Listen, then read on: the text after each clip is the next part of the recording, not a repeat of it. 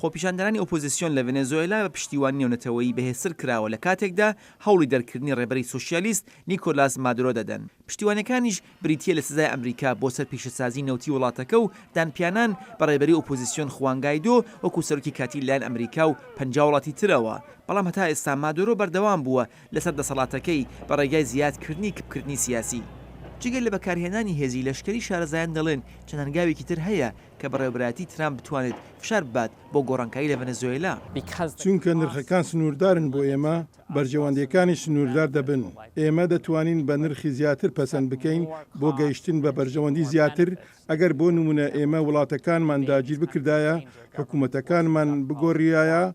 ڕۆژی سێشەممە ترامپ هەڕەشەی ئابلۆقەی ئابووری کردە سەر کوبا.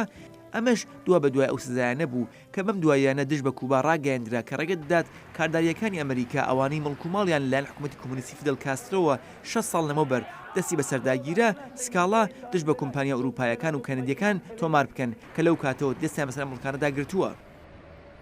لەسەر ئێران تیمی ئاسایشی ترامپ بەم دوایانە هۆشداریاندا بە وڵاتانی کە نەوتی ئێران دەکڕن.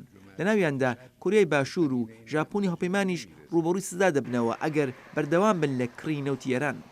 سزاکان هەتا ئاستێک فشاری بردووە بۆ هەڵپەیمانانی ئەمریکا تا فشارەکان بۆ سەر ئێران زیاد بکەن تا بەرنامەی ناوکی و پشتیوانی بۆ گروپە توندڕەوەکانی ڕۆژهاتی ناوەڕاست ڕابگرێت. ئەمە وای کرد کە وڵاتانی ئەوروپا دوور بکەونەوە لە ئابووری ئێران.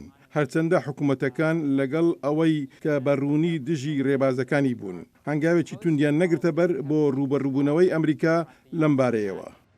سزاکانی بەڕێوەبەرەتی ترامپ دژ بە کوریای باکوور ڕەنگە یارمەتی دەربوو بێت بۆ ڕاگرتنی موشکی باڵستیکی و تاقیکردنەوەی ناوکی کوریای باکوور و گڕوتینیدا بە وتوێژەکانی چەکداماڵین هەرچەندە وتوێژەکان چەقیان بەستووە لەسەر ئەوەی واشنگتن داوا دەکات پیۆنگیان دەبێت بە تەواوەتی پابەندی چەکداماڵینەکە ببێت بەر لەوەی سزاکان ناببرێت. لە کاتێکدا سزاکان دەشێت ببێتە مای زیان بۆ سەر ئابووری ئەو وڵاتی دەکەتە ئامانج شارزایان گومانیان هەیە لەوەی بتوانن گۆڕانکاری سەرتاسەی ئەنجام بدات و دەڵێن ڕەنگە بە تێپەڕبوونی کات ئەم سزایانە کارگیریان لەسەر وڵاتەکە کەم بێتەوە و وڵاتی ئامانجش بتوانێت بەردەوام بێت لەسەر کردار نەخوازراوەکانی.